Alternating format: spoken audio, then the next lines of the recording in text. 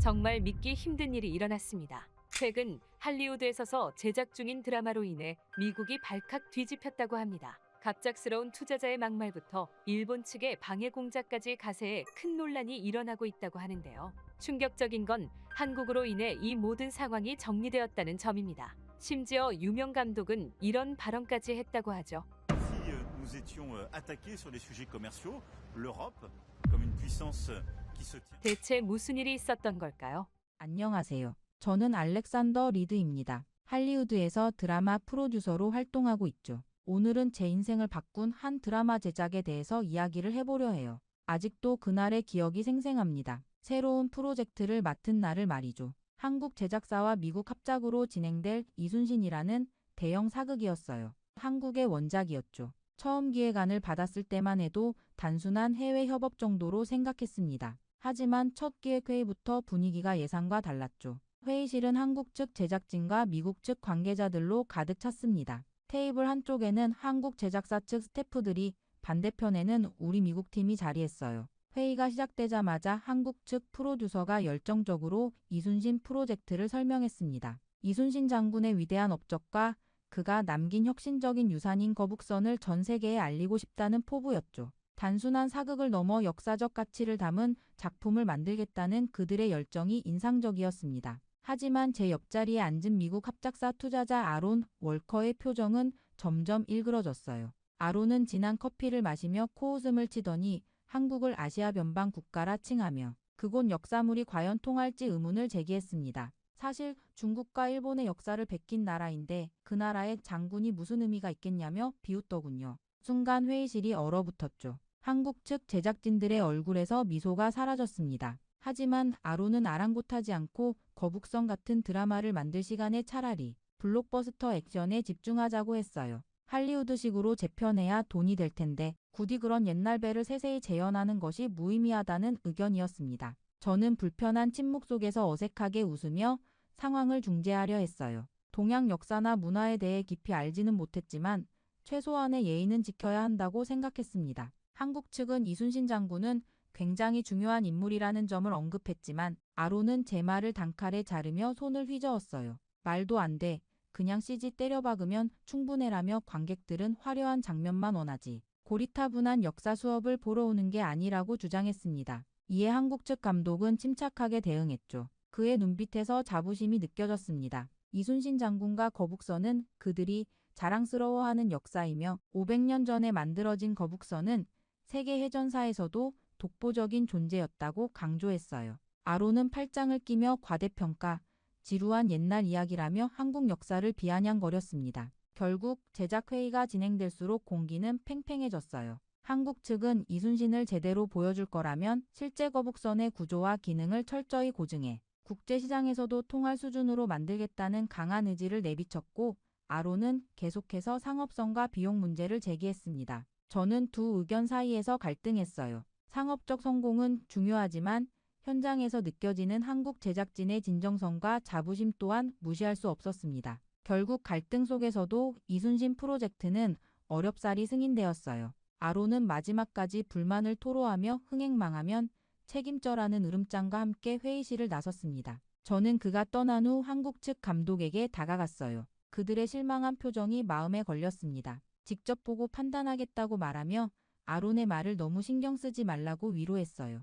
아론은 항상 돈만 생각하는 사람이니까요. 감독은 고개를 끄덕이며 이순신 장군의 진정한 모습을 보여주겠다고 했습니다. 거북선이 얼마나 혁신적인 발명품이었는지 직접 확인하게 될 거라는 자신감도 보였어요. 그렇게 저는 이순신 프로젝트에 발을 들이게 되었습니다. 한국에 대한 편견과 역사적 고증 사이의 갈등 속에서 시작된 이 여정이 어디로 이어질지 그때만 해도 저는 전혀 알지 못했어요. 다만 확실한 건 이 프로젝트가 단순한 드라마 제작 이상의 의미를 가진다는 것이었습니다. 그렇게 본격적인 제작이 시작되었습니다. 세트 디자인부터 각종 CG 콘티, 촬영 스케줄까지 모든 것이 논의되는 과정에서 한국 측의 세심한 요구가 계속되었죠. 특히 거북선 디테일에 관한 부분은 그들에게 양보할 수 없는 문제였어요. 한국 스태프들의 눈빛에는 이순신 정신과 조선 해전 기술을 제대로 보여주겠다는 의욕이 가득했습니다. 아론 월커의 반응은 예상대로였어요. 그는 세트장을 둘러보며 짜증을 내기 시작했습니다.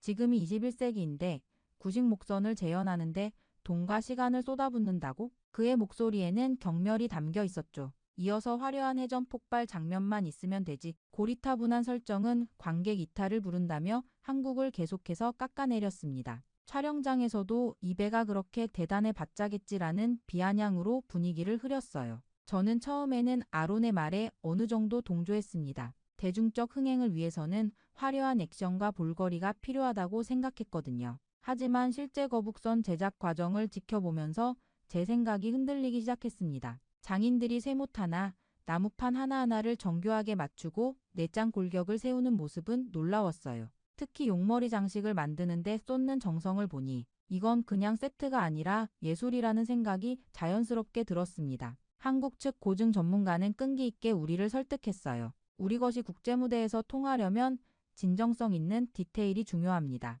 이순신 장군이 직접 연구하고 개발한 거북선은 역사적 가치가 엄청납니다. 그러면서 수백 년 전 자료들을 펼쳐 보였죠. 저는 확실히 독창성이 있더라며 아론 쪽을 다독이려 했지만 그는 돈 안 되는데 집착 말라며 단호하게 거절했습니다. 거북선 갑판 위 지붕에 있는 새가시 하나하나를 손으로 만드는 장인들을 보며 저는 점점 더 이 프로젝트의 진정성에 매료되었어요. 세트장 구석구석에서 느껴지는 정성은 분명 미국식 블록버스터 제작과는 달랐습니다. 그저 화려한 CG가 아닌 진짜 역사를 재현하려는 열정이 느껴졌죠. 한편 아론은 매일같이 비용과 시간을 들먹이며 불만을 토로했어요. 왜 실제 크기로 만들어? 축소해서 CG로 확대하면 되잖아.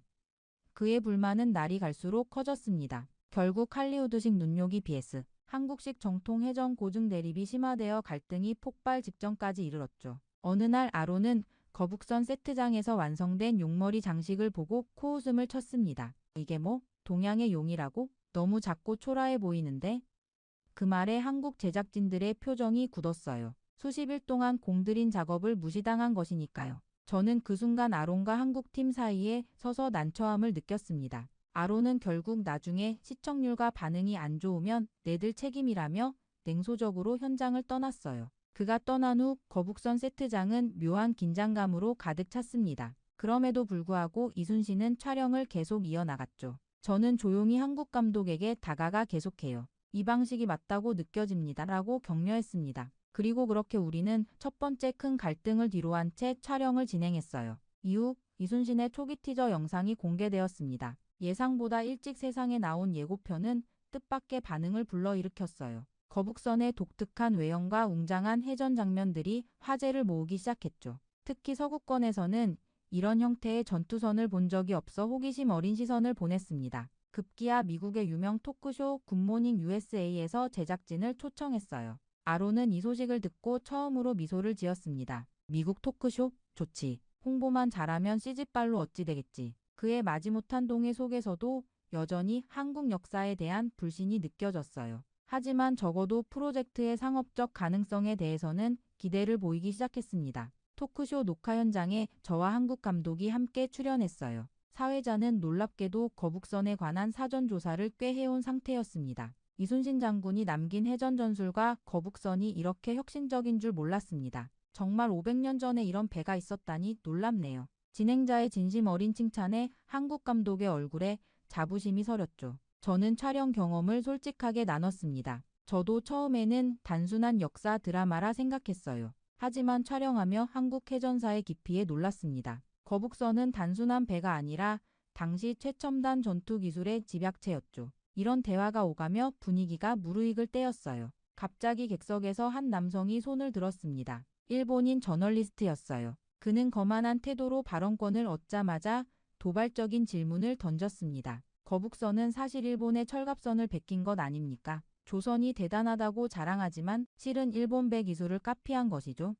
그 순간 스튜디오가 얼어붙었어요. 카메라가 저희 표정을 잡기 위해 빠르게 움직였습니다. 저는 즉시 반박했습니다. 제가 본 사료들은 전혀 그렇게 말하지 않습니다. 거북선의 설계와 제작 과정은 이순신 장군의 임진왜란 기록에 명확히 남아 있어요. 정확한 근거가 있었기에 당당하게 말할 수 있었죠. 그러나 일본인 기자는 비웃듯 고개를 저었어요. 현장 분위기는 이미 차갑게 식어버렸습니다. 녹화가 끝난 후 백스테이지에서 아론이 제게 다가왔어요. 그의 표정은 불안해 보였습니다. 저 기자 말이 사실이면 어쩌지? 역시 한국 측이 과장한 건가?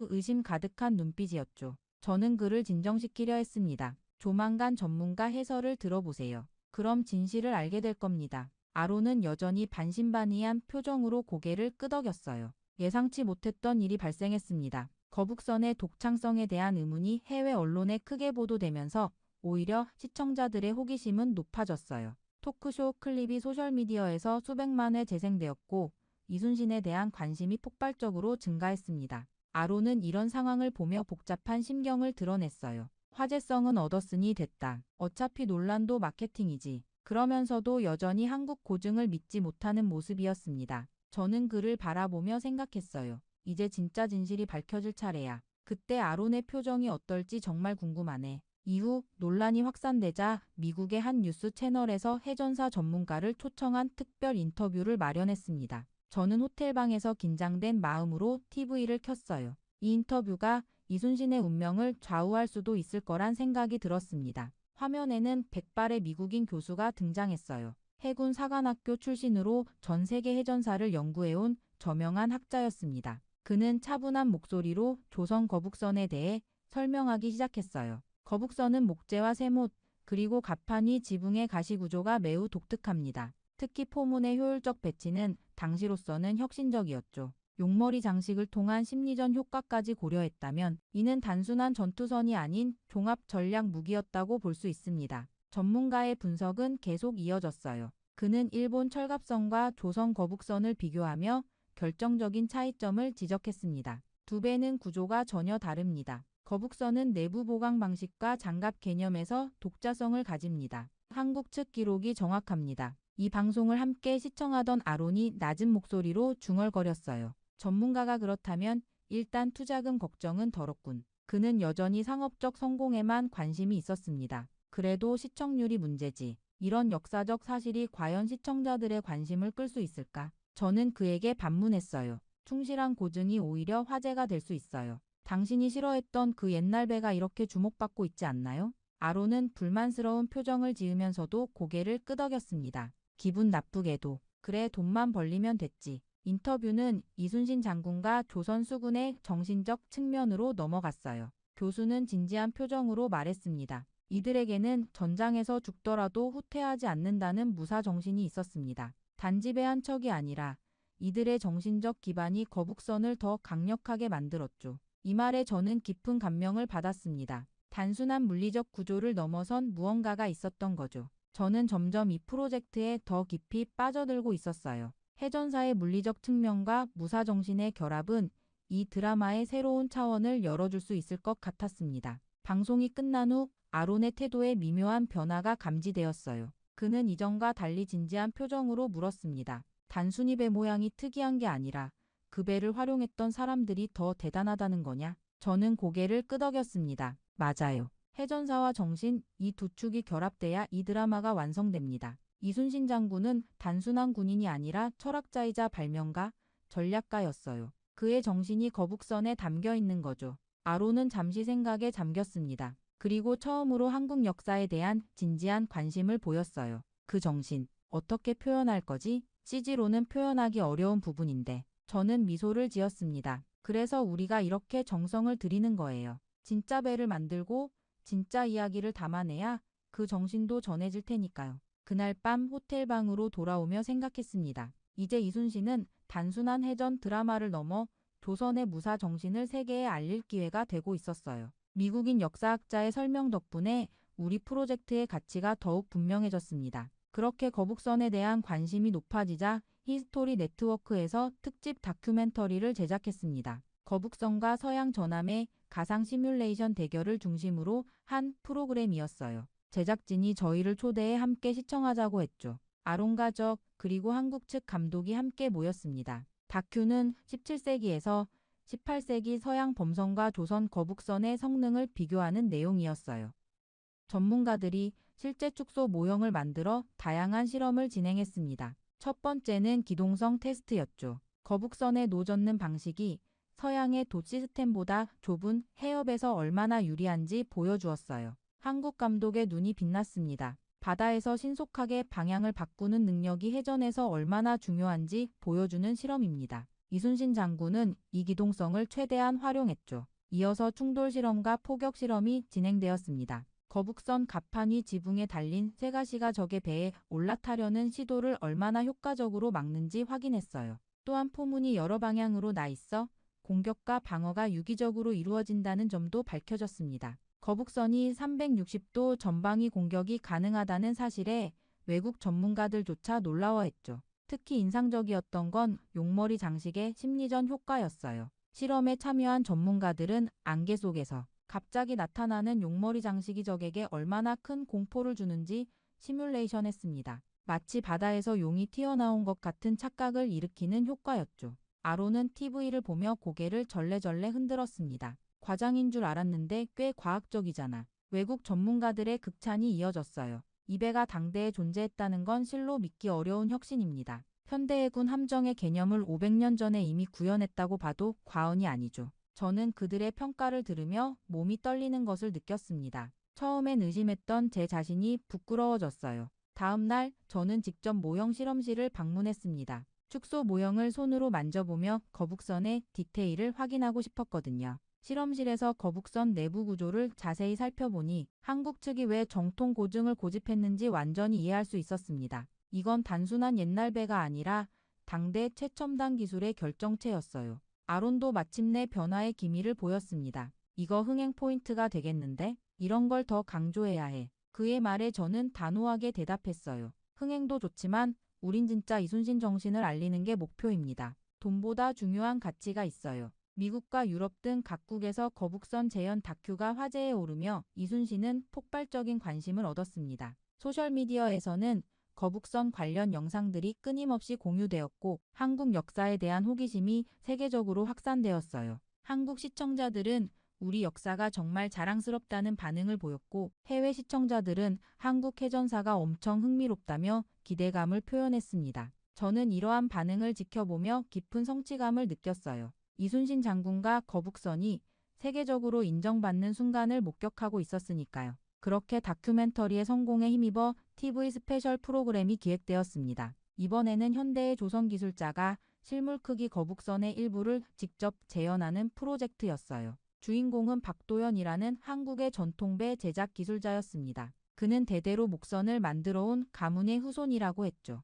녹화 현장에 도착하자 거대한 스튜디오 안에는 이미 거북선 선체의 일부가 세워져 있었어요. 박도연은 카메라 앞에서 자신의 기술을 시연하기 시작했습니다. 특별한 접착제 없이 목재와 쇠못, 그리고 장부 맞춤 기술만으로 배의 일부를 만드는 과정이었죠. 이것은 단순한 전통 기술이 아닙니다. 현대에도 통하는 과학적 원리가 담겨 있어요. 박도연의 설명은 자신감이 넘쳤습니다. 그의 손길을 따라 하나하나 거북선의 부분들이 조화롭게 결합되는 모습이 신기했어요. 특히 못을 사용하지 않고도 단단히 결합되는 장부 맞춤 기술은 수백 년이 지난 지금도 여전히 유효한 건축 원리였습니다. 거북선 내부 구조가 카메라에 잡혔을 때 스튜디오에 있던 모든 사람이 감탄했어요. 선체 내부의 골조, 포문 배치, 환기와 연막 장치 등 다양한 부분이 세밀하게 재현되었습니다. 특히 충격을 흡수하는 내부 구조는 현대 선박 건조 기술자들도 놀라게 했죠. 해외에서 초청된 전문가들은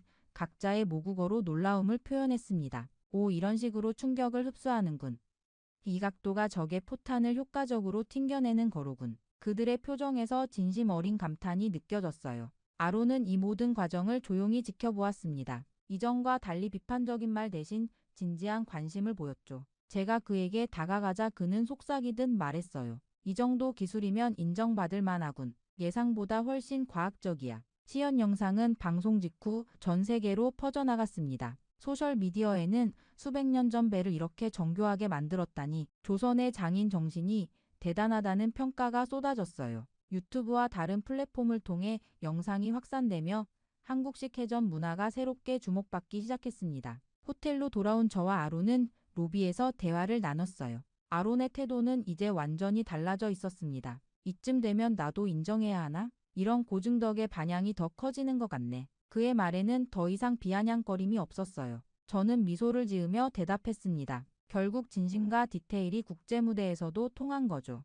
이제 남은 건 드라마 완성뿐입니다. 아론은 고개를 끄덕이며 자리에서 일어났어요. 처음으로 그의 얼굴에 진심 어린 존중의 표정이 비쳤습니다. 드라마 정식 공개 전부터 예매와 관심 지표는 치솟았어요. 시니어 세대는 물론 젊은 층까지 열광했습니다. 가장 놀라운 건 아론의 변화였죠. 한국을 무시하던 그가 이제는 이거 생각보다 대박 나겠는데? 라며 표정이 밝아졌어요. 한국 미디어는 이순신이 가져온 한류 효과를 앞다퉈 보도했습니다. 한국 역사가 세계적으로 인정받는 순간이라는 헤드라인이 가득했어요. 저는 이런 반응을 지켜보며 왠지 모를 감동을 느꼈습니다. 단순한 드라마 제작을 넘어 문화적 가치를 전 세계에 알리는 일에 참여하고 있다는 생각이 들었죠. 촬영장에서는 이제 모든 스태프가 자신감 넘치는 표정으로 일했어요. 초반의 불안과 갈등은 온데간데 없이 사라지고 공통된 목표를 향해 모두가 하나 되어 움직였습니다. 저 역시 이 프로젝트가 제 배우 생활에서 가장 보람찬 경험 중 하나가 될 것이라 확신했어요. 그렇게 드라마 제작이 마무리 단계에 접어들 무렵 또 하나의 예상치 못한 사건이 발생했습니다. 토크쇼에서 거북선을 폄하했던 그 일본인 기자가 다시 나타난 거예요. 그는 여전히 자신의 주장을 굽히지 않고 있었습니다. 인터넷 매체를 통해 거북선은 일본 배를 모방한 것이라는 논리를 계속 펼쳤어요.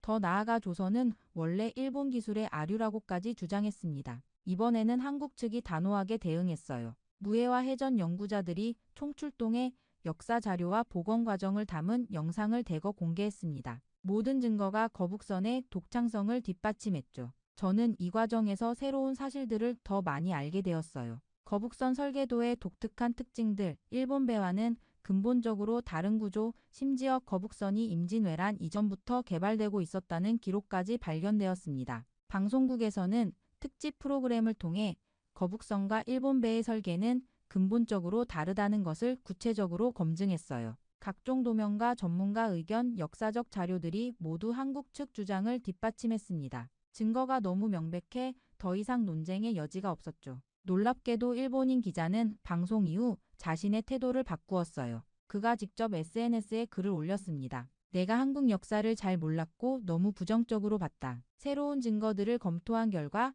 거북선은 분명 조선의 독창적 발명품이다. 그의 공개 사과에 많은 사람들이 놀랐습니다. 다음 날 그 기자가 우리 촬영장을 방문했어요. 직접 사과하고 싶다는 이유였습니다. 한국 감독은 약간 긴장한 모습이었지만 그를 맞이했죠. 제가 다가가 그의 손을 잡았습니다. 정말 고유하고 혁신적인 기술이니 함께 인정해 주시는 게 좋겠습니다. 기자는 고개를 끄덕이며 감사의 인사를 전했어요. 아론은 이 모든 과정을 지켜보고 있었습니다. 그가 제게 다가와 말했어요. 일본 기자조차 인정했군. 이제 아무도 가짜라고 못하겠네. 그의 목소리에는 묘한 안도감이 묻어났습니다. 역사적 진실이 밝혀진 것에 대한 존중이 느껴졌죠. 언론과 SNS에서도 거북선 폄하에 앞장섰던 일본 기자가 사과했다는 소식이 화제가 되었어요. 이 사건은 단순히 한 사람의 사과가 아니라 역사적 진실이 인정받는 순간으로 기록되었습니다. 많은 사람들이 한국의 역사적 유산에 대해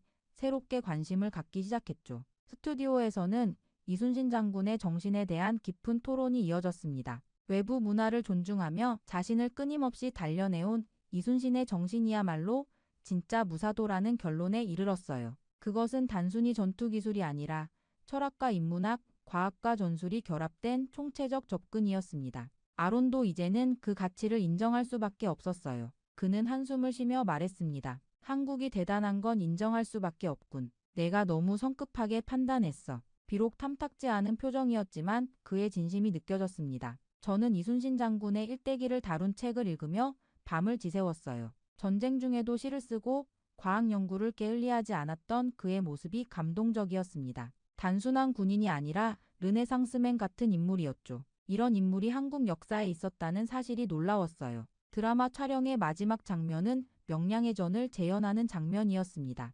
12척의 배로 133척에 맞서는 불가능한 승리였죠. 그 용기와 지략은 오늘날까지 이어질 가치가 있었어요. 저는 온 마음을 다해 이 역사적 순간을 연기했습니다. 처음엔 의심했던 프로젝트가 이제는 제 인생에서 가장 자랑스러운 작품이 되어가고 있었어요. 그렇게 드디어 이순신이 세상에 공개되었습니다. 스트리밍 플랫폼과 TV를 통해 전 세계에 동시 방영된 첫날 저는 긴장된 마음으로 반응을 지켜봤어요. 수개월간의 노력과 갈등, 그리고 화합의 과정을 거쳐 완성된 작품이었습니다. 과연 어떤 평가를 받을지 궁금했죠. 결과는 예상을 훨씬 뛰어넘었어요. 기록적인 시청자 수와 호평이 쏟아졌습니다. 특히 한국 해전 문화와 거북선의 진가를 이렇게 섬세하게 표현하다니라는 극찬이 많았어요. 놀랍게도 시니어 계층은 물론 젊은 세대까지 사로잡았습니다. 한 미국 대학생은 SNS에 이순신은 히어로물의 주인공보다 더 멋있다라고 올리기도 했죠.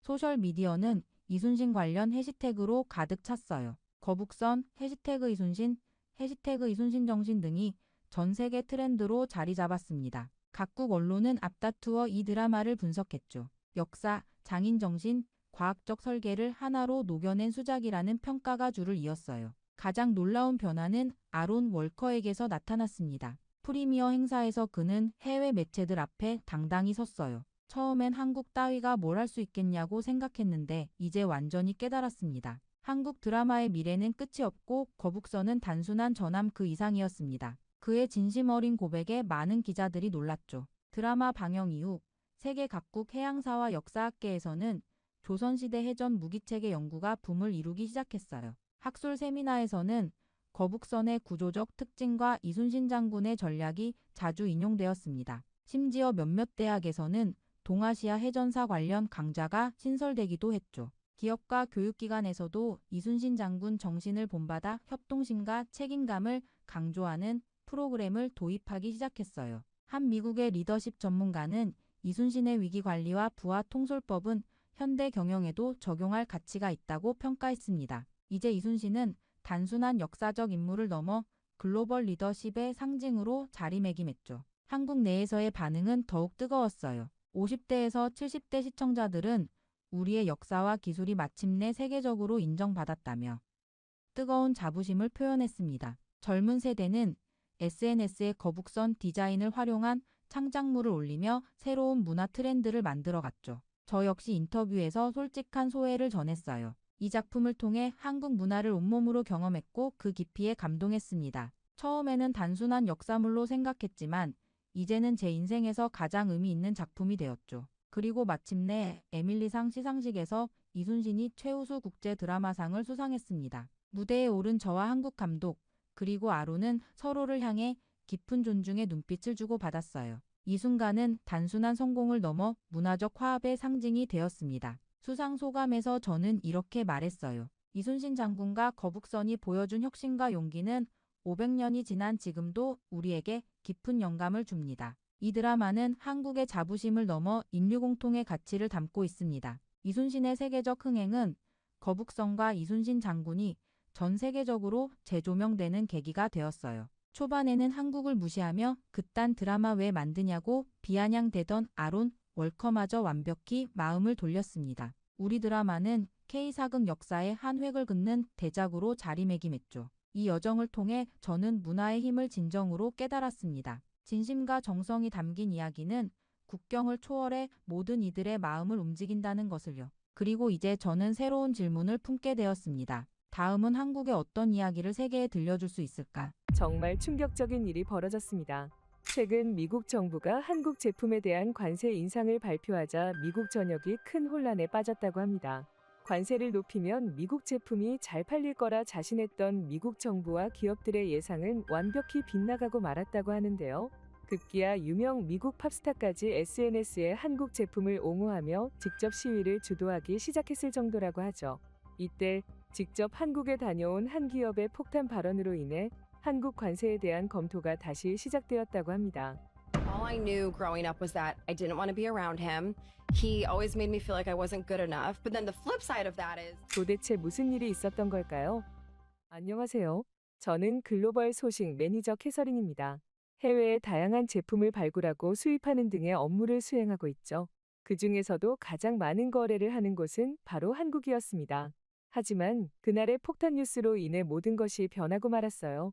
그날 아침은 평소와 다를 것 없이 시작됐습니다. 사무실에 들어서자마자 커피 한 잔을 내려 마시며 이메일을 확인했죠. 그런데 갑작스러운 뉴스 알림이 제 휴대폰을 진동시켰습니다. 트럼프, 한국 제품에 대한 관세 인상 발표. 화면을 빠르게 터치해 기사를 열었습니다. 미국 정부가 한국산 제품 전반에 걸쳐 관세를 대폭 인상한다는 내용이었어요. 제 심장이 빠르게 뛰기 시작했습니다. 저는 믿기지 않아 기사를 2번, 3번 읽었습니다.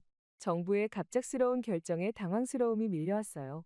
그때 사무실 문이 활짝 열리며 제 상사 제임스가 들어왔습니다. 제임스의 얼굴에는 저와 달리 만족감이 가득했습니다.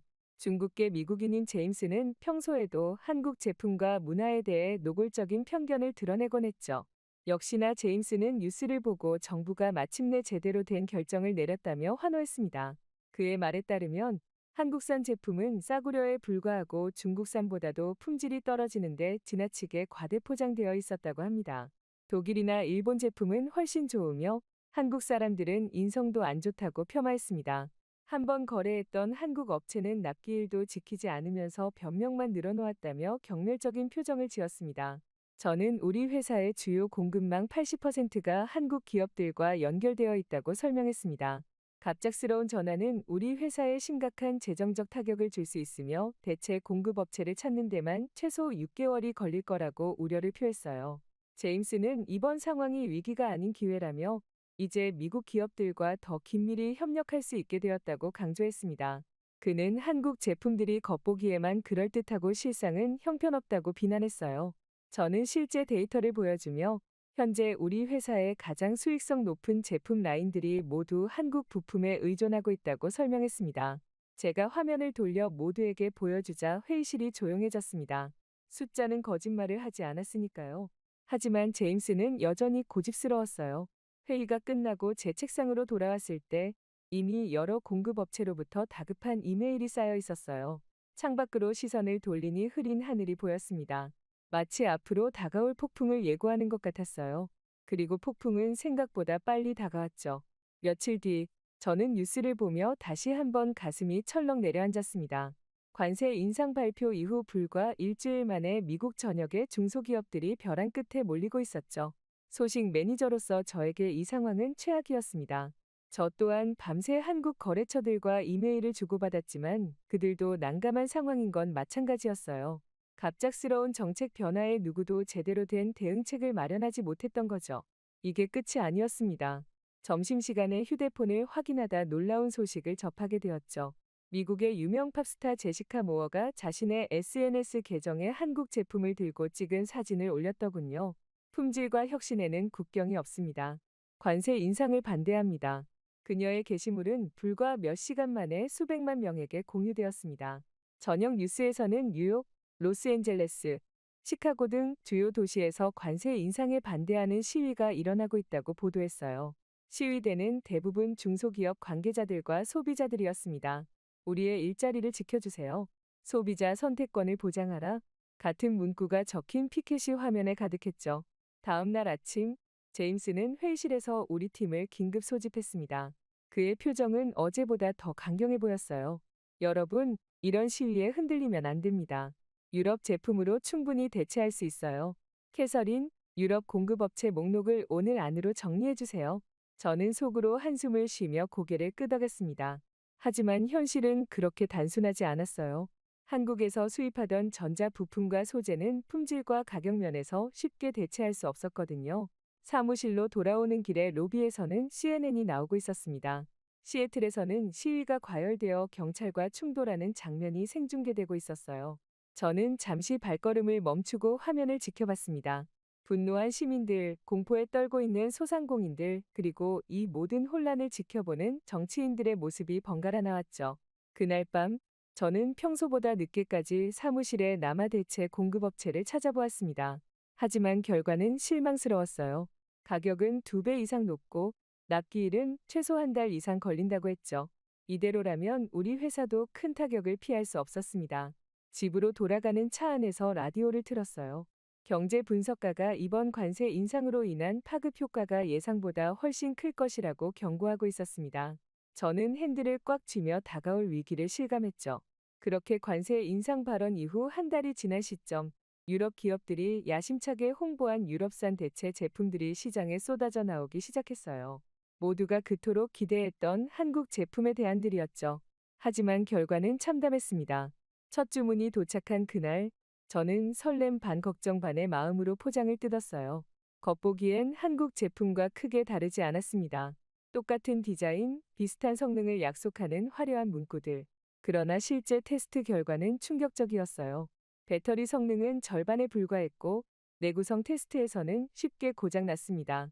품질 관리팀의 얼굴이 하나둘 굳어갔죠. 사흘 뒤 더 큰 문제가 발생했습니다. 첫 출하된 유럽산 제품들에 대한 불만 신고가 쏟아지기 시작한 거예요. 온라인 리뷰는 별점 1개로 도배되었고 반품 요청은 시간이 갈수록 늘어났습니다. 커스터머 서비스팀은 전화 응대로 정신이 없었어요. 사무실 분위기는 날이 갈수록 침울해졌어요. 제임스조차 예전의 자신감을 잃어가는 모습이었습니다. 매출 그래프는 가파르게 하락했고 주가도 덩달아 추락했어요. 유럽산으로 한국 제품을 완벽히 대체할 수 있다던 그의 호언장담은 현실 앞에서 무너져 내리고 있었습니다. 언론에서는 연일 유럽산 대체품의 품질 문제를 다루기 시작했어요. 소비자 보호단체에서는 공식 조사를 요청했고 정부는 침묵으로 일관했습니다. 그러는 사이 한국 제품에 대한 재평가가 이루어지기 시작했죠. 우리가 그동안 얼마나 좋은 제품을 쓰고 있었는지 이제야 깨달았다. 는 소비자들의 목소리가 커졌어요. 어느 날 아침 주요 경제지 일면에 실린 기사가 사무실을 떠들썩하게 만들었습니다. 유럽 대체품의 실패, 한국 기술력의 재발견 이라는 제목의 기사였어요. 저는 그 기사를 꼼꼼히 읽으며 한국 제품이 가진 경쟁력에 대해 다시 생각해보게 되었습니다. 그들의 품질 관리 시스템, 혁신적인 접근 방식, 끊임없는 연구 개발이 만들어낸 결과물이었던 거죠. 제임스는 여전히 고집을 부렸습니다. 일시적인 문제일 뿐이야. 곧 개선될 거야. 그러나 그의 목소리에서는 더 이상 확신이 느껴지지 않았어요. 회의실에서 나오는 그의 뒷모습이 어쩐지 쓸쓸해 보였습니다. 저는 한국 거래처에서 보내온 이메일을 다시 읽었어요. 그들은 위기 속에서도 새로운 해결책을 모색하고 있었습니다. 미국 시장을 포기하기는커녕 더 나은 품질과 서비스로 돌아올 준비를 하고 있었죠. 그들의 끈기와 전략적 사고에 감탄이 절로 나왔어요. 그날 저녁 CEO로부터 직접 연락이 왔습니다. 캐서린, 한국에 직접 가봐야 할 것 같네요. 그들이 어떻게 이 위기를 극복하려고 하는지, 우리가 무엇을 배울 수 있는지 살펴봐 주세요. 저는 잠시 말문이 막혔다가 이내 고개를 끄덕였습니다. 처음으로 가는 한국 출장, 솔직히 두렵기도 했지만 한편으로는 기대가 되기도 했어요. 짐을 꾸리며 저는 창밖으로 보이는 도시의 불빛을 바라보았습니다. 관세 인상으로 시작된 이 혼란이 어디로 향해 갈지 아무도 알 수 없었어요. 하지만 한 가지는 분명했습니다. 유럽산 대체품의 실패는 단순한 품질 문제가 아니라 우리가 그동안 한국의 기술력과 혁신을 과소평가해왔다는 사실을 증명하는 사건이었죠. 며칠 뒤 저는 비행기 창문 너머로 서서히 모습을 드러내는 서울의 야경을 바라보며 가슴이 두근거렸습니다. 12시간의 긴 비행 끝에 드디어 한국 땅을 밟게 된 것이죠. 인천국제공항에 착륙하자마자 저는 첫 번째 충격을 경험했어요. 상상했던 것보다 훨씬 현대적이고 깔끔한 공항의 모습에 눈이 휘둥그레졌습니다. 입국장을 빠져나오는 순간부터 모든 것이 새롭게 느껴졌어요. 자동화된 입국 심사대는 제 얼굴을 인식하여 몇 초 만에 절차를 완료했습니다. 수화물을 찾는 곳에서는 실시간으로 제 가방의 위치를 알려주는 디지털 안내판이 있었죠. 이런 효율적인 시스템에 저도 모르게 감탄사가 나왔습니다. 공항에서 호텔로 향하는 전철은 또 다른 놀라움이었어요. 소음 없이 부드럽게 달리는 차량, 깨끗한 객실, 그리고 무엇보다 와이파이가 끊김없이 연결되는 점이 인상적이었습니다. 제 옆자리에 앉은 현지인들은 모두 각자의 스마트폰에 집중하고 있었어요. 그들의 디바이스는 제가 본 것보다 훨씬 진보된 모델처럼 보였습니다. 서울 도심에 들어서자 고층 빌딩들 사이로 빛나는 LED 간판들이 눈부셨어요. 밤이 깊었음에도 거리는 활기찼고 사람들은 분주하게 오갔습니다. 호텔에 도착하자 로비에서부터 또 다른 기술적 경이로움이 저를 맞이했죠. 얼굴 인식으로 체크인하고 스마트키 하나로 모든 것을 제어할 수 있는 객실이 제게는 신세계였습니다. 호텔 방에 들어서자마자 저는 창가로 달려갔어요. 서울의 야경이 파노라마처럼 펼쳐졌습니다. 한강을 따라 이어지는 불빛들, 남산타워의 화려한 조명, 그리고 끝없이 펼쳐진 도시의 모습이 경이로웠죠. 이 순간 저는 제가 가지고 있던 한국에 대한 모든 선입견이 무너지는 것을 느꼈습니다. 첫날 아침, 저는 일찍 일어나 호텔 주변을 산책했어요. 깨끗한 거리, 조용하게 질서를 지키며 출근하는 사람들, 그리고 곳곳에 위치한 스마트 시설들에 계속해서 놀랐습니다. 편의점에 들어가 음료수를 사려는데 계산대 없이 자동으로 제품을 인식해 결제하는 시스템을 보고 또 한 번 감탄했죠. 회의를 위해 한국 기업을 방문했을 때의 충격은 더 컸습니다. 보안 게이트에서부터 시작된 첨단 기술의 향연은 회의실까지 이어졌어요. 투명 디스플레이를 통한 프레젠테이션, 실시간 통역 서비스, 그리고 회의 내용을 자동으로 기록하는 AI 비서까지 모든 것이 영화 속 장면처럼 느껴졌습니다. 한국 측 담당자들의 철저한 준비와 전문성에도 감명받았어요. 그들은 관세 인상 이후 발생한 모든 문제점과 해결책을 체계적으로 정리해 놓았습니다. 데이터 기반의 분석, 명확한 대응 전략, 그리고 앞으로의 비전까지. 저는 그들의 설명을 들으며 무릎을 칠 수밖에 없었죠. 저녁에는 한국 직원들이 저를 전통시장으로 안내했습니다. 현대적인 도시 한가운데 자리한 전통과 현대의 조화로운 공존이 인상적이었어요. 시장 상인들의 친절함, 활기찬 분위기, 그리고 맛있는 길거리 음식까지. 저는 처음 만난 이 나라의 모든 것에 매료되고 있었습니다. 다음 날, 저는 한국 최대 전자기업의 연구개발센터를 방문했습니다. 유리와 철골로 지어진 웅장한 건물 앞에서 잠시 숨을 고르고 입구로 들어섰어요. 로비에 전시된 수십 개의 특허 인증서들이 방문객들을 압도했습니다. 세계 최초, 업계 최고라는 수식어가 붙은 기술들이 그들의 자부심을 대변하고 있었죠. 연구소장 김 박사의 안내로 시작된 투어는 제 예상을 완전히 뛰어넘었습니다. 그들은 관세 인상 발표 직후부터 비상대책팀을 꾸려 대응책을 마련해왔다고 했어요. 특히 놀라웠던 것은 단순히 위기 대처가 아닌 기회로 전환하는 그들의 전략적 사고였습니다. 투명 유리병 너머로 보이는 연구원들의 분주한 모습이 인상적이었어요. 김 박사는 자랑스럽게 설명했습니다. 그들은 미국 시장용 차세대 제품을 이미 2년 전부터 개발해왔다고요. 관세를 상쇄할 만큼 성능은 높이고 생산 원가는 낮춘 혁신적인 제품들이었습니다. 제조 공정 시스템은 더욱 충격적이었어요. 자동화된 로봇들이 정확하게 부품을 조립하고 AI가 품질을 실시간으로 검사했습니다. 불량률은 놀랍게도 100만 개당 1개 미만이었죠. 저는 무의식적으로 이 수치를 제 회사의 10만 개당 5개와 비교하고 있었습니다. 오후에 방문한 물류센터는 또 다른 차원의 효율성을 보여주었어요. 그들은 관세 인상에 대비해 이미 미국 내 여러 지역의 대체 물류 거점을 확보했다고 했습니다.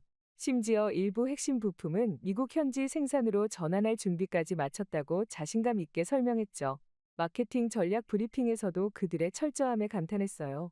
미국 소비자들의 인식 변화를 위한 세밀한 접근법, 각 세대별 타겟 마케팅, 그리고 위기를 기회로 바꾸는 메시지 전략까지. 저는 노트북에 계속해서 메모를 이어갔습니다. 하루 일정을 마치고 저녁 식사 자리에서 만난 한국 기업의 임원들은 놀랍도록 장기적인 비전을 가지고 있었어요.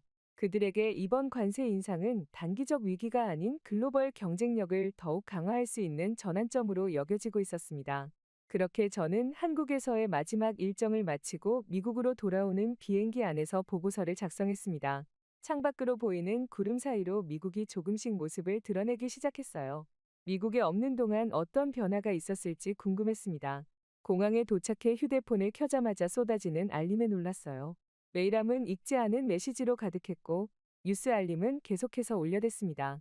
택시를 타고 집으로 향하는 길, 라디오에서 흘러나오는 뉴스에 귀를 기울였어요. 한국 제품에 대한 미국 내 여론이 급격히 변하고 있었습니다. 이틀 전 미국 최대 소비자 단체에서 발표한 품질 비교 보고서가 폭발적인 반향을 일으키고 있었어요. 유럽산 대체품과 한국 제품을 철저히 비교한 이 보고서는 한국 제품의 뛰어난 품질과 가성비를 객관적 데이터로 증명했다고 합니다. 소비자들은 진실을 알게 된 후 분노했죠. 집에 도착해 뉴스를 확인하니 더 큰 충격이 기다리고 있었습니다. 관세 인상으로 타격을 입은 중소기업 연합에서 대규모 집회를 열었고 워싱턴 광장은 시위대로 가득 찼다고 했어요. 불합리한 관세 철폐를 외치는 목소리가 전국으로 확산되고 있었습니다. 심지어 유명 정치인들까지 입장을 바꾸기 시작했어요. 처음에는 관세 인상을 지지했던 상원 의원들이 하나둘 비판적인 목소리를 내기 시작했죠. 여론의 급격한 변화에 정치권도 흔들리고 있었습니다. 다음 날 출근하자 사무실의 분위기가 이상했어요. 제 책상 위에는 한국에서 가져온 샘플들이 그대로 놓여 있었고 동료들이 호기심 어린 눈으로 그것들을 바라보고 있었습니다. 제 귀에 동료의 속삭임이 들렸어요. 제임스가 기다리고 있어. 아침부터 계속 내 이름을 부르더라고. 제임스의 사무실로 향하는 발걸음이 묘하게 가벼웠습니다. 노크를 하고 들어가자 창가에 서 있던 제임스가 천천히 돌아섰어요. 그의 얼굴에는 처음 보는 표정이 떠올라 있었습니다. 자신감과 확신으로 가득 찼던 그의 눈빛이 흔들리고 있었죠. 제임스의 책상 위에는 제가 매일 보내던 이메일 보고서가 인쇄되어 있었고 한국 제품의 품질을 다룬 신문 기사들이 펼쳐져 있었어요. 창문 너머로는 회사 주가가 계속해서 하락하고 있는 전광판이 보였습니다. 저는 한국에서 보고 느낀 모든 것을 차분히 설명했어요. 그들의 기술력, 철저한 준비성, 그리고 위기를 기회로 바꾸는 전략적 사고까지. 말을 마치자 제임스는 깊은 한숨을 내쉬었습니다. 어쩌면 나도 한국에 직접 가봐야 할지도 모르겠군. 며칠 뒤 다시 한번 제임스와 함께 한국행 비행기에 오르는 그 순간이 아직도 생생합니다. 불과 이틀 전 그가 직접 한국을 방문하겠다고 결정했을 때 저는 내심 놀랐어요. 이 완고한 사람이 자신의 생각을 바꿀 수 있을까 의구심도 들었습니다. 하지만 그의 눈빛에서 진심을 읽을 수 있었죠. 인천국제공항에 도착한 제임스의 표정은 정말 인상적이었어요. 첨단 자동화 시스템과 효율적인 입국 절차에 그의 눈이 점점 커지는 모습이 보였습니다. 처음 제가 느꼈던 그 충격을 그도 경험하고 있었죠. 호텔로 향하는 길에 그는 창밖을 한시도 떼지 않았어요. 서울의 현대적인 모습이 그의 선입견을 조금씩 무너뜨리고 있었습니다. 첫날 일정은 한국의 주요 전자기업 방문이었어요. 저는 일부러 제임스에게 아무런 사전 정보도 주지 않았습니다. 그가 직접 보고 느끼길 원했거든요. 기업 로비에 들어서자 그의 발걸음이 느려졌습니다. 벽면을 가득 메운 국제 특허증과 혁신상 인증서들이 그의 시선을 사로잡았어요. 연구개발센터 투어에서 제임스의 반응은 더욱 극적이었습니다. 첨단 장비들 사이에서 바쁘게 움직이는 엔지니어들, 24시간 가동되는 자동화 생산 라인, 그리고 철저한 품질 관리 시스템까지. 그는 계속해서 질문을 던졌고 한국 측 담당자들은 자신감 있게 답변했어요. 저는 그들의 대화를 지켜보며 조용히 미소 지었습니다. 점심 식사 후 우리는 제품 테스트 센터로 안내받았어요. 그곳에서 제임스는 한국 제품과 유럽산 대체품의 품질 테스트를 직접 목격했습니다. 내구성 테스트, 성능 평가, 안전성 검증까지 모든 항목에서 한국 제품이 월등한 결과를 보여주자 그의 표정이 점점 심각해졌어요. 데이터는 거짓말을 하지 않았습니다. 품질 관리 담당 부장의 설명은 더욱 인상적이었어요. 우리는 단순히 관세를 피하기 위한 대응책이 아닌 근본적으로 더 나은 제품을 만들기 위해 노력하고 있습니다. 그의 말에 제임스는 묵묵히 고개를 끄덕였습니다. 저는 그의 얼굴에서 서서히 변화가 일어나는 것을 느꼈어요. 이튿날 우리는 한국의 중소협력 업체들을 방문했습니다. 대기업뿐만 아니라 작은 기업들도 세계적인 수준의 기술력을 갖추고 있다는 사실이 제임스에게는 또 다른 충격이었어요. 그들의 철저한 직업 윤리와 끊임없는 혁신 정신이 경쟁력의 핵심이었죠. 저녁에 현지 식당에서 만난 중소기업 대표는 진심 어린 목소리로 말했습니다. 우리는 단순히 살아남기 위해서가 아니라 더 나은 세상을 만들기 위해 일합니다. 세 번째 날, 우리는 한국 소비자원을 방문했어요. 그곳에서 제임스는 한국 기업들의 품질 관리가 단순한 마케팅이 아닌 소비자 중심 철학에서 비롯되었다는 사실을 알게 되었습니다. 소비자 피드백이 어떻게 제품 개발에 즉각 반영되는지, 불량품에 대한 처리가 얼마나 엄격한지를 직접 확인했죠. 마지막 날 아침, 제임스는 호텔 라운지에서 저를 기다리고 있었어요. 그의 얼굴은 내 일간의 충격과 깨달음으로 완전히 달라져 있었습니다. 캐서린, 내가 얼마나 편협했는지 이제야 알겠네. 그의 목소리는 진심이 담겨 있었어요. 우리가 알던 것은 빙산의 일각에 불과했어. 공항으로 향하는 차 안에서 제임스는 자신의 노트북을 열어 이메일을 작성하기 시작했습니다. 호기심에 어깨너머로 보니 그는 회사 전체에 보내는 메일을 쓰고 있었어요. 제목은 단순 명료했습니다. 우리의 시각을 바꿔야 할 때입니다. 그는 한국에서 본 모든 것을 솔직하게 공유하고 관세 인상 정책의 문제점을 지적하며 한국 기업들과의 협력 강화를 제안하고 있었습니다. 비행기 안에서 제임스는 창밖을 바라보며 생각에 잠겼어요. 캐서린, 생각해보니 나는 한 번도 그들의 입장에서 생각해본 적이 없었어. 우리가 모르는 것을 두려워한 거지. 그의 고백에 저는 따뜻한 미소를 지었습니다. 때로는 진실을 보기 위해 먼 길을 돌아야 할 때도 있는 법이죠. 며칠 뒤, 저는 창문 너머로 보이는 맨해튼의 아침 풍경을 바라보았습니다. 한국에서 돌아온 지 한 달, 놀라운 변화가 일어나고 있었어요. 오늘은 제임스가 주도한 새로운 비즈니스 전략 발표회가 있는 날이었죠. 회사 전체가 기대와 긴장으로 가득했습니다. 회의실은 이미 사람들로 가득 찼습니다. CEO부터 각 부서 책임자들까지 모두의 시선이 단상 위 제임스에게 집중되어 있었어요. 한 달 전 한국에서 돌아온 직후 그는 CEO에게 면담을 요청했고 그 결과로 오늘의 발표회가 열린 것이었습니다. 제임스의 프레젠테이션은 충격적이었어요. 그는 먼저 자신의 편견을 솔직하게 인정했습니다. 그리고 한국 기업들의 혁신과 품질 관리 시스템에서 우리가 배워야 할 점들을 상세히 설명했죠. 특히 인상적이었던 것은 그가 제안한 새로운 비즈니스 모델이었습니다.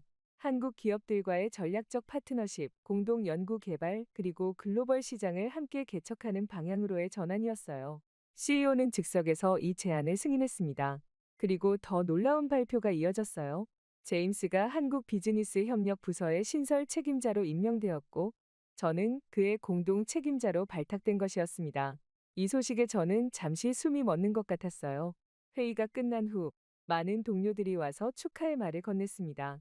불과 몇 개월 전만 해도 한국 제품에 대해 부정적이었던 사람들이 이제는 호기심과 존중의 눈빛으로 변해 있었어요. 사람의 인식이 이렇게 빠르게 바뀔 수 있다는 사실이 신기했습니다. 그날 저녁, 제임스와 저는 새로운 프로젝트를 위한 계획을 세웠어요. 첫 번째 과제는 한국 기업들과의 연결 고리를 더 강화하는 것이었습니다. 두 번째는 그들의 혁신 문화를 우리 회사에 어떻게 접목할 수 있을지 연구하는 것이었죠. 제임스는 이제 한국어까지 배우기 시작했다고 했어요. 다음 달, 우리는 한국 파트너들을 미국으로 초청했습니다. 그들은 우리 공장을 방문하고 함께 새로운 제품 라인을 기획했어요. 양측의 엔지니어들이 서로의 지식을 나누는 모습은 정말 감동적이었습니다. 경쟁이 아닌 협력을 통해 더 큰 가치를 창출할 수 있다는 진리를 목격하는 순간이었죠. 그리고 마침내 관세 인상 정책이 마침내 재검토되기 시작했다는 뉴스가 들려왔습니다. 우리 회사를 포함한 많은 기업들의 목소리가 정책 변화를 이끌어낸 것이었어요. 저는 창밖에 내리는 눈을 바라보며 지난 몇 개월을 되돌아보았습니다. 위기는 때로 우리에게 가장 소중한 교훈을 가져다 준다는 사실을 깨달았어요. 한국이 준 교훈은 단순히 비즈니스의 영역을 넘어 열린 마음과 상호 존중의 중요성을 일깨워준 값진 선물이었습니다. 현재 일본이 발칵 뒤집혔습니다. 단 8분짜리 한국 영상 하나가 일본 전역을 뒤흔들었기 때문인데요. 일본 역사를 송두리째 뒤엎는 이 영상의 NHK 방송이 긴급 중단되고 일본 국민들은 충격과 분노에 휩싸였다고 합니다. 또 한국의 역사 왜곡이다 라는 격렬한 반발 속에서 한국 불매운동과 대규모 시위까지 일어났을 정도라고 하죠. 하지만 미국 정부 문서까지 증거로 제출이 되며 영상의 내용이 진짜로 드러나자 일본 사회는 다시 한번 혼란에 빠지고 말았다고 하는데요. 도대체 무슨 일이 있었던 걸까요? 시청하시기 전에 구독과 좋아요를 눌러주세요. 안녕하세요. 저는 사이토라고 합니다. 일본의 유명 방송국인 NHK에서 기자로 일을 하고 있죠. 그날도 저는 평소처럼 사무실로 향하는 지하철 안에서 우연히 스마트폰을 확인하던 중이었습니다. 그런데 SNS 타임라인에 한 영상이 반복해서 올라오더군요. 바로 한국에서 제작된 8분짜리 다큐멘터리였습니다. 저는 별 생각 없이 영상을 재생했죠. 시작은 평범했어요. 하지만 내용이 진행될수록 제 손이 떨리기 시작했습니다. 일본과 한국의 역사적 관계에 대한 내용이었는데 저희가 교과서에서 배워온 것과는 완전히 다른 내용이었거든요. 영상은 1930년대 일본 정부가 비밀리에 작성한 문서들을 공개하며 우리가 알고 있던 역사적 사실들이 왜곡되었다고 주장했습니다. 특히 한국 식민 지배에 관한 부분은 충격적이었어요. 문화 말살과 자원 수탈이 체계적으로 계획되었다는 증거들이 차례로 제시되었죠. 회사에 도착하자 동료들도 모두 그 영상에 대해 이야기하고 있었어요. 불과 하루 만에 영상이 일본 전역으로 퍼진 것 같았습니다. 도쿄 시내 카페에서, 오피스 건물 로비에서, 심지어 편의점에서도 사람들이 모여 영상에 대해 토론하고 있었죠. 결국 NHK 방송국은 긴급 보도를 시작했습니다. 정규 프로그램이 중단되고 특집 뉴스가 편성되었어요. 한국 영상이 제기한 역사적 논쟁이라는 제목의 특집이었죠. 유명 앵커와 역사학자들이 출연해 영상의 내용을 분석하기 시작했습니다. 여파는 대단했습니다. 방송국 밖에는 시민들이 모여들었고 온라인 커뮤니티는 격렬한 토론으로 뜨거워졌죠. 한국의 또 다른 역사 왜곡이다. 이런 도발적인 영상으로 국제 여론을 조작하려는 시도다. 우리 조상들을 모욕하는 행위를 용납할 수 없다. 분노의 목소리가 온라인을 가득 채웠습니다. 게다가 일부 커뮤니티에서는 한국 상품 불매운동을 제안하는 글도 올라왔어요. 저들이 우리 역사를 훼손하는데 우리가 왜 그들의 제품을 사용해야 하는가? 라는 주장이 설득력을 얻고 있었죠. 정치권의 반응은 더욱 격렬했습니다. 여당 의원들은 일제히 성명을 발표했어요. 한국의 역사 공격에 단호히 대응하겠다. 왜곡된 주장으로 국제사회를 혼란시키는 행위를 묵과할 수 없다. 는 내용이었습니다. 일부 보수 정치인들은 즉각 외교적 조치를 취할 것을 정부에 요구했어요. 그럼에도 일부 시민들과 학자들은 냉정한 검증을 요구했습니다. 진실이 무엇인지 객관적으로 살펴봐야 한다. 는 목소리도 있었어요. 하지만 그들은 분명 소수였습니다. 밤이 깊어갈수록 국민들의 혼란은 커져갔어요. NHK는 밤새 특별 방송을 이어갔습니다. 저는 TV 앞에서 꼼짝하지 못했죠. 우리가 알고 있던 역사가 도전받는 순간이었습니다. 그리고 그때는 알지 못했죠. 이 영상이 제 인생을 완전히 뒤바꿀 거란 사실을 말입니다. 다음날 들끓는 여론에 대응하기 위해 모든 부서가 비상 상태였고 특별 방송 준비로 사람들이 분주하게 움직였어요. 그때 방송국의 스타 기자 타나카가 본부장실에서 뛰쳐나오는 모습이 보였습니다. 타나카의 얼굴은 분노로 일그러져 있었죠. 저는 무언가 큰일이 벌어지고 있음을 직감했습니다. 가슴이 덜컥 내려앉는 느낌이었어요. 타나카는 우리 방송국에서 20년 넘게 일한 베테랑 기자였어요. 특히 한국 관련 이슈에 있어서는 항상 날카로운 비판을 서슴지 않았어요. 그는 50대 이상 시청자들 사이에서 가장 신뢰를 받고 있었습니다. 그런 그가 갑자기 스튜디오로 직행했습니다. 예정에 없던 긴급 생방송이었어요. 저는 호기심과 불안감이 뒤섞인 채로 모니터룸에서 방송을 지켜보았습니다. 카메라가 켜지자 타나카는 평소와는 다른 격앙된 어조로 말을 시작했습니다. 일본 국민 여러분, 우리는 지금 한국의 악의적인 역사 조작에 당하고 있습니다. 한국은 언제나처럼 피해자 코스프레를 하며 국제사회의 동정을 얻으려 합니다. 이것은 철저히 계산된 공격입니다. 타나카의 목소리는 점점 더 날카로워졌어요. 한국은 언제부터 역사의 진실을 말했습니까? 그들은 자국의 경제가 무너지고 출산율이 바닥을 치자 또다시 반일 감정을 부추겨 국민의 관심을 돌리고 있습니다. 그들이 공개했다는 문서는 완전한 조작이며 이는 한국 특유의 날조 기술입니다. 저는 타나카의 말에 충격을 받았습니다. 이렇게까지 직설적으로 한국을 비난하는 것은 공영방송에서 보기 드문 일이었어요. 하지만 스튜디오에 있던 스태프들은 일제히 고개를 끄덕이며 공감하는 모습이었습니다. 한국은 지난 수십 년간 똑같은 전략을 써왔습니다. 거짓 눈물을 흘리며 국제사회에 일본을 악마로 만들고 막대한 배상금을 요구하죠. 그들은 자신들의 실패한 정치와 경제를 가리기 위해 일본이라는 희생양이 필요한 겁니다. 타나카는 더욱 격앙된 목소리로 계속했어요. 그들이 말하는 역사적 증거라는 것은 모두 날조됐습니다. 지금까지 한국이 역사적 사실이라고 주장한 것 중 얼마나 많은 것이 거짓으로 밝혀졌습니까? 이번 영상도 마찬가지입니다. 한국의 얄팍한 속임수에 넘어가지 마십시오. 방송이 나가는 동안 시청자 반응은 폭발적이었습니다. 방송국 전화는 쉴 새 없이 울렸고 SNS는 순식간에 타나카 지지 메시지로 넘쳐났어요. 타나카 선생님이 진실을 말해주셨다. 드디어 누군가가 목소리를 높였다. 한국의 거짓말에 더 이상 속지 말자. 는 댓글들이 쏟아졌습니다. 특히 50-70대 시청자들의 반응은 열광적이었어요. 한 노인네는 타나카에게 감사 편지를 보내기로 결정했고 도쿄 시내에서는 자발적인 지지 집회가 열리기도 했습니다. 우리 일본의 자존심을 지켜주셔서 감사합니다. 라는 현수막이 거리에 등장했어요. 저는 이런 반응을 지켜보며 마음이 복잡해졌습니다. 타나카의 말이 사실이라면 한국 영상은 정말 조작일까요? 하지만 영상 속 증거들은 매우 구체적이었고 설득력이 있었는데 머릿속이 혼란스러웠어요. 하지만 모든 사람이 타나카의 주장에 동의한 것은 아니었습니다. 젊은 세대와 일부 지식인들은 타나카의 발언이 지나치게 감정적이라고 비판했어요. 대학생들 사이에서는 감정이 아닌 사실로 판단하자는 움직임도 있었습니다. 일본 사회는 순식간에 둘로 나뉘었습니다. 타나카의 말을 절대적 진리로 받아들이는 이들과 좀 더 객관적인 검증을 요구하는 이들로요.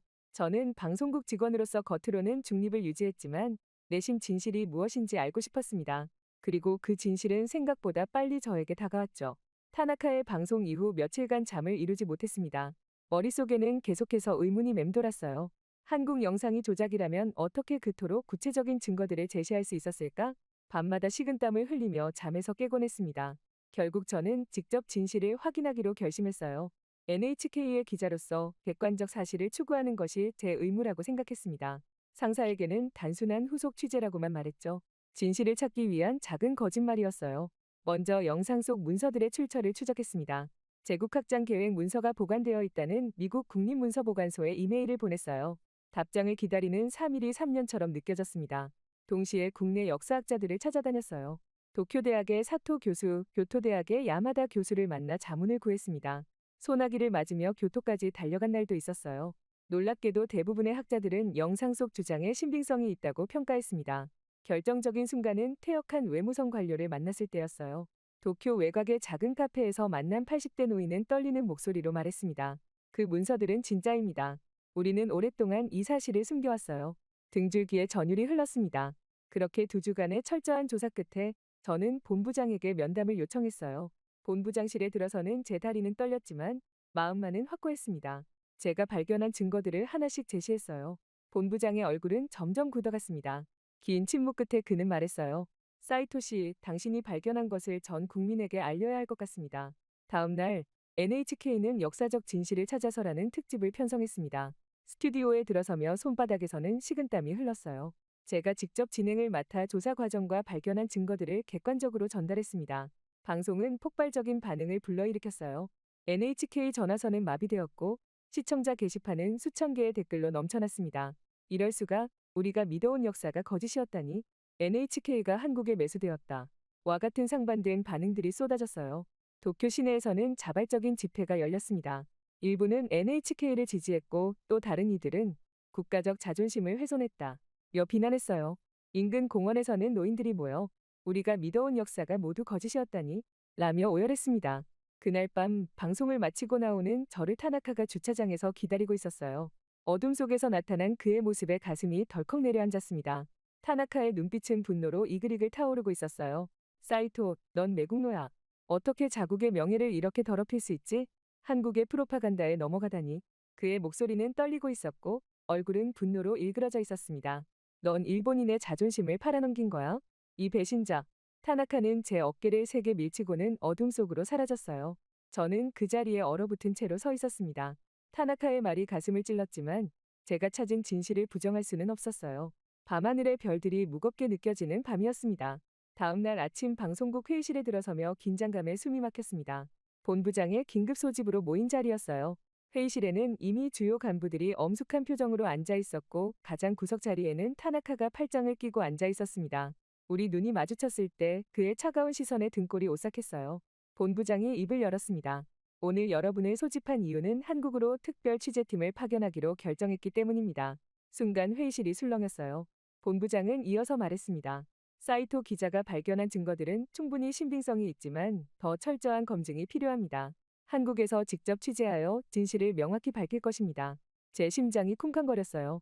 이어진 본부장의 말은 더욱 충격적이었습니다. 취재팀은 사이토 기자가 이끌고 타나카 기자도 함께 갈 것입니다. 저는 귀를 의심했어요. 타나카와 이 조합은 폭발물에 불을 붙이는 것과 다름없었습니다. 타나카는 의자에서 벌떡 일어났습니다. 그의 얼굴은 분노로 일그러져 있었어요. 한국에? 제가? 말도 안 됩니다. 저들은 우리 역사를 왜곡하고 있는데 제가 왜 그곳에 가야 합니까? 그의 목소리가 회의실에 울려 퍼졌습니다. 본부장은 단호했어요. 타나카 씨, 당신의 의견도 중요합니다. 객관적인 보도를 위해 다양한 시각이 필요합니다. 이는 지시입니다. 타나카는 주먹을 불끈 쥐더니 자리를 박차고 나갔어요. 문이 쾅하고 닫히는 소리에 모두가 움찔했습니다. 회의가 끝난 후 저는 창가에 서서 도쿄의 풍경을 바라보았어요. 한국으로 간다는 것, 그것도 타나카와 함께. 가슴이 무거웠지만 동시에 진실을 향한 여정의 설렘도 느껴졌습니다. 출국 준비는 숨가쁘게 진행되었어요. 주말 내내 자료를 검토하고 인터뷰 대상을 확정했습니다. 타나카는 끝까지 저항했지만 결국 회사의 방침을 따를 수밖에 없었어요. 그는 준비 회의에 나타났을 때마다 적대적인 태도를 보였습니다. 그의 눈빛에는 여전히 매국노라는 낙인이 담겨 있었어요. 출국 전날 밤, 저는 짐을 싸며 복잡한 감정에 휩싸였습니다. 창밖으로 내리는 빗방울이 제 심정과 닮아 있었어요. 한국에서 무엇을 발견하게 될까? 진실은 어떤 모습일까? 불안감과 사명감이 뒤섞여 잠을 이룰 수 없었습니다. 출국 당일, 나리타 공항은 특별했어요. 취재팀의 출국 소식이 알려지자 수많은 기자들이 몰려들었습니다. 카메라 플래시가 끊임없이 터졌고 기자들의 질문이 빗발쳤어요. 사이토 기자, 한국에서 무엇을 밝혀내길 기대하십니까? 타나카 기자, 여전히 한국 영상이 조작이라고 생각하십니까? 타나카는 굳은 표정으로 질문을 무시했어요. 그의 걸음은 무겁고 표정은 어두웠습니다. 반면 저는 최대한 침착함을 유지하려 노력했지만 떨리는 목소리를 감출 수 없었어요. 비행기에 오르기 전 로비에서 마지막 기자회견이 있었습니다. 취재팀을 대표해 제가 말했어요. 우리는 오직 진실만을 추구하러 갑니다. 어떤 선입견도 없이 객관적인 사실을 국민 여러분께 전달하겠습니다. 그 순간 타나카가 갑자기 마이크를 잡았습니다. 모두가 긴장했어요. 그는 잠시 침묵하더니 말했습니다. 저는 여전히 제 생각이 옳다고 믿습니다. 하지만 진실이 무엇인지 확인하겠습니다. 다음 날 저는 인천국제공항에 발을 디딘 순간부터 깊은 충격에 휩싸였습니다. 상상했던 것과는 전혀 다른 광경이 펼쳐졌어요. 거대한 유리 천장과 첨단 디자인의 터미널은 마치 미래에 온 듯한 느낌을 주었습니다. 자동화된 입국 시스템을 통과하는 동안 심장이 빠르게 뛰었어요. 이것이 정말 우리가 알던 한국인가 싶었습니다. 타나카의 표정은 더욱 인상적이었어요. 그의 얼굴에 드리워진 당혹감을 숨길 수 없었습니다. 입국장을 빠져나오며 그는 계속해서 주위를 둘러보았고 눈빛에는 혼란이 가득했어요. 평소의 자신만만한 태도는 온데간데 없이 사라졌습니다. 공항 밖으로 나오자 더욱 놀라운 광경이 펼쳐졌어요. 깨끗하게 정비된 도로와 최첨단 전기버스들 그리고 질서 정연하게 움직이는 사람들의 모습이 시선을 사로잡았습니다. 우리를 맞이한 한국 측 안내원은 유창한 일본어로 환영 인사를 건넸어요. 그의 친절함과 전문성에 저도 모르게 감탄했습니다. 호텔로 향하는 고속도로에서 본 서울의 스카이라인은 압도적이었어요. 유리와 철골로 이루어진 미래지향적 건물들이 도시 전체를 뒤덮고 있었습니다. 차창 밖으로 보이는 디지털 사이니지와 스마트 시티 시스템은 도쿄보다 한 단계 앞선 느낌이었어요. 가슴 한편에는 묘한 열등감이 스며들었습니다. 타나카는 내내 침묵을 지켰어요. 하지만 그의 굳은 표정 속에서도 놀라움을 감지할 수 있었습니다. 때때로 그는 스마트폰을 꺼내 무언가를 기록했고 깊은 생각에 잠긴 듯했어요. 그의 신념이 조금씩 흔들리고 있음을 직감했습니다. 호텔 체크인 과정에서 또 한 번 놀랐어요. 모든 절차가 디지털로 이루어졌고 직원들의 서비스는 완벽했습니다. 호텔 로비에 설치된 인공지능 안내 시스템과 로봇 컨시어지는 마치 공상과학 영화의 한 장면 같았어요. 타나카는 이 모습을 보며 잠시 말문이 막힌 듯했습니다. 객실에 들어서자 창밖으로 서울의 야경이 펼쳐졌어요. 한강을 따라 빛나는 조명들과 활기찬 도시의 모습이 가슴을 울렸습니다. 이것이 우리가 생각했던 한국인가? 교과서와 미디어에서 접한 이미지와는 너무나 달랐어요. 머릿속이 혼란스러웠습니다. 저녁 식사를 위해 호텔 근처 레스토랑으로 향했어요. 거리는 깨끗했고 시민들은 질서 있게 행동했습니다. 음식점에서 만난 한국인들의 친절함과 세련된 매너는 또 다른 충격이었어요. 그들의 일본어 실력도 놀라웠습니다. 상대방을 존중하는 태도와 배려심 깊은 행동에서 높은 시민의식을 느낄 수 있었어요. 첫날 밤, 저는 호텔 침대에 누워 천장을 바라보며 생각했습니다. 우리가 한국에 대해 알고 있던 것은 얼마나 피상적이었을까? 타나카의 주장처럼 한국은 정말 일본을 공격하기 위해 역사를 왜곡하는 나라일까? 아니면 우리가 편견에 사로잡혀 있었던 것일까? 이런 의문들이 머릿속을 맴돌며 쉽게 잠들지 못했어요. 다음 날, 저는 서울대학교 역사학과 연구실 앞에 서서 깊은 숨을 들이마셨습니다. 문 너머에는 한국의 저명한 역사학자들이 우리를 기다리고 있었어요. 타나카는 제 옆에서 안절부절 못하는 모습이었습니다. 그의 이마에 맺힌 땀방울이 불안감을 드러내고 있었어요.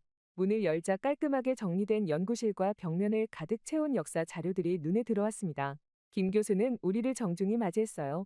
그의 눈빛에는 비난이나 적대감이 아닌 진실을 공유하고자 하는 학자로서의 진지함이 담겨 있었습니다. 연구실 중앙에 마련된 테이블 위에는 수십 건의 문서철과 디지털 자료들이 준비되어 있었어요. 그 순간 저는 이곳에서 무언가 결정적인 것을 발견하게 될 것이라는 예감이 들었습니다. 김 교수가 먼저 꺼내 보인 것은 미국 국립문서보관소에서 확보한 원본 문서였어요. 제국학장 계획의 실제 문서를 눈앞에서 보는 순간 온몸에 전율이 흘렀습니다. 일본어와 영어로 작성된 이 문서에는 한국의 문화유산을 체계적으로 파괴하고 자원을 수탈하기 위한 구체적인 지침이 상세히 기록되어 있었어요. 이것은 제가 도쿄에서 접했던 복사본보다 훨씬 더 충격적이고 생생했습니다. 타나카의 반응은 더욱 극적이었어요. 그는 처음에는 의심스러운 표정으로 자료들을 살펴보았지만 점차 그의 안색이 창백해졌습니다. 국제문서감정 전문가들의 인증보고서, 당시 일본 관리들의 육성 증언 녹취록, 그리고 무엇보다 일본 정부가 비밀리에 작성한 내부 보고서의 원본을 마주하자 그의 손이 떨리기 시작했어요. 점심시간이 지나고 자료 검토가 계속되는 동안 저는 가슴이 무거워지는 것을 느꼈습니다. 우리가 믿어왔던 역사가 얼마나 왜곡되었는지 깨달았기 때문이었어요. 일제강점기 동안 한국인들이 겪었던 고통과 수탈의 증거들은 부인할 수 없이 명백했습니다. 특히 문화재 약탈과 관련된 사진 자료들을 보며 치밀어 오르는 부끄러움을 느꼈어요. 오후가 깊어갈수록 타나카의 태도에도 변화가 생겼습니다. 처음의 적대적 자세는 점차 무거운 침묵으로 바뀌었어요. 그는 이제 반박하지 않고 묵묵히 자료들을 검토했습니다. 때때로 그의 눈가가 붉어지는 것을 보았어요. 평생 신념으로 여겨온 역사관이 무너지는 순간을 목격하는 듯했습니다. 저녁이 되어 마지막 자료를 검토할 때였어요. 김 교수는 특별히 보관해온 일기장 하나를 조심스럽게 꺼냈습니다. 그것은 일본군 장교가 남긴 개인 일기였어요. 그 안에는 한국의 문화재를 의도적으로 파괴하고 역사를 왜곡하라는 지시를 받았다는 고백이 적혀 있었습니다. 타나카는 이 일기를 읽으며 처음으로 감정을 드러냈어요. 그의 손이 일기장을 쥔 채 떨렸고 깊은 한숨을 내쉬었습니다. 연구실을 나서는 순간 우리 두 사람 모두 말없이 서울의 밤거리를 걸었어요. 각자의 마음속에는 무거운 진실이 자리 잡고 있었습니다. 오랜 침묵 끝에 타나카가 먼저 입을 열었습니다. 그의 목소리에는 더 이상 적대감이 없었어요. 단지 진실을 받아들인 사람의 무거움만이 묻어났습니다. 다음 날 아침 호텔 창문을 열자 서울의 활기찬 모습이 시야에 들어왔습니다. 어제의 역사적 진실을 마주한 충격에서 벗어나 오늘은 현대 한국의 모습을 취재할 예정이었어요. 가슴 한편에는 여전히 무거움이 남아있었지만 동시에 새로운 발견에 대한 기대감도 느껴졌습니다. 타나카는 로비에서 기다리고 있었어요. 그의 표정은 어제와는 사뭇 달랐습니다. 눈빛에 담겨있던 적대감은 사라지고 대신 조용한 호기심과 자성의 기색이 역력했어요. 아침 인사를 나누는 그의 목소리에는 어제까지 없었던 부드러움이 묻어났습니다. 서울 시내로 향하는 전철에 올랐어요. 깨끗한 객실과 정확한 운행시간 그리고 무엇보다 승객들의 질서 있는 모습에 감탄했습니다. 타나카도 자신의 노트에 무언가를 열심히 기록하고 있었어요. 그의 눈에는 놀라움이 가득했습니다. 도쿄의 전철과 비교하며 작은 탄식을 내뱉는 그의 모습이 인상적이었어요. 첫 방문지였던 디지털 혁신센터에서는 더 큰 충격이 기다리고 있었습니다. 한국의 IT 기술력은 상상 이상이었어요. 인공지능 기반 도시 관리 시스템, 완전 자동화된 물류체계 그리고 디지털 헬스케어 시스템은 일본에서는 아직 구상 단계에 있는 기술들이었습니다. 제 가슴은 묘한 조급함으로 채워졌어요. 우리는 언제부터 이렇게 뒤처지게 된 걸까? 오후에는 서울의 대표적인 스타트업 밸리를 방문했습니다. 젊은 창업자들의 열정과 혁신적인 아이디어는 압도적이었어요. 글로벌 시장을 겨냥한 그들의 비전과 자신감에 저도 모르게 감탄사가 나왔습니다. 일본 청년들과는 다른 에너지가 느껴졌어요. 타나카도 인터뷰 중 자신도 모르게 고개를 끄덕이며 감탄하는 모습을 보였습니다. 저녁 무렵 한강변을 거닐며 서울의 스카이라인을 바라보았어요. 첨단 건물들 사이로 역사적 유적들이 조화롭게 어우러진 풍경이 인상적이었습니다. 도쿄와는 다른 종류의 에너지, 더 젊고 더 혁신적인 기운이 도시 전체에 흐르는 듯했어요. 타나카는 강변에 서서 오랫동안 풍경을 바라보았습니다. 그의 눈빛에는 복잡한 감정이 교차했어요. 호텔로 돌아오는 길, 타나카는 처음으로 진심 어린 말을 건넸습니다. 그의 목소리에는 더 이상 오만함이 없었어요.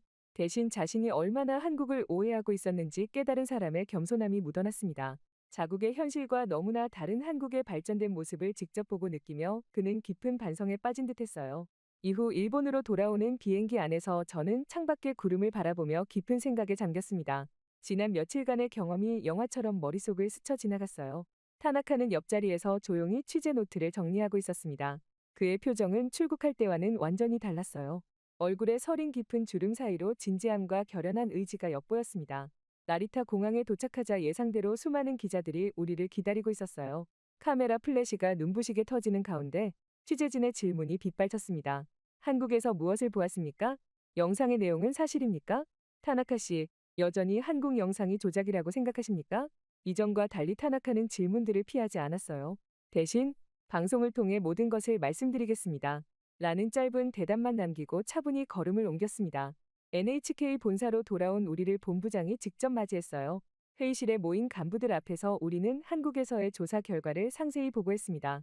타나카가 먼저 입을 열었을 때 모두가 숨을 죽였어요. 그의 발표는 충격적이었습니다.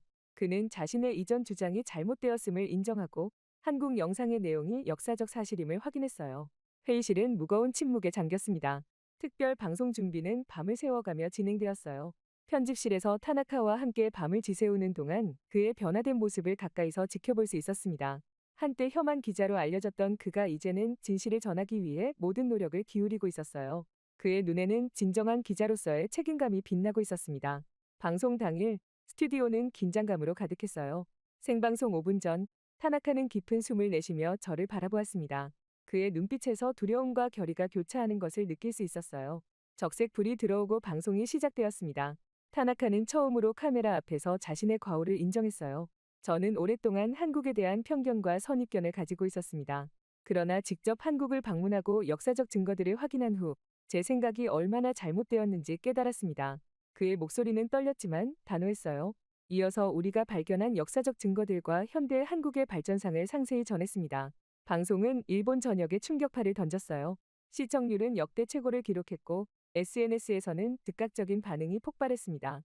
일부는 여전히 분노하고 부정했지만 많은 시청자들은 타나카의 용기 있는 고백에 감동받았어요. 특히 젊은 세대들 사이에서는 역사를 직시하고 한국과의 새로운 관계를 모색해야 한다는 움직임이 일어났습니다. 방송이 끝난 후 타나카는 스튜디오에서 나오며 깊은 한숨을 내쉬었어요. 그의 어깨에는 큰 짐을 내려놓은 듯한 편안함이 느껴졌습니다. 저에게 다가와 처음으로 진심 어린 미소를 지으며 손을 내밀었어요. 그 순간 저는 이 모든 여정이 단지 역사적 진실을 찾는 것을 넘어 우리 자신의 변화와 성장에 관한 것이었음을 깨달았습니다. 다음 날 아침 일본 전역의 신문은 우리의 방송을 일면에 실었어요. 역사적 진실을 마주한 일본, 한국과의 새로운 시작을 위하여 와 같은 헤드라인이 눈에 띄었습니다. 저는 신문을 보며 작은 희망을 느꼈어요. 이것이 끝이 아니라 새로운 시작이 될 수 있을 것이라는 희망을.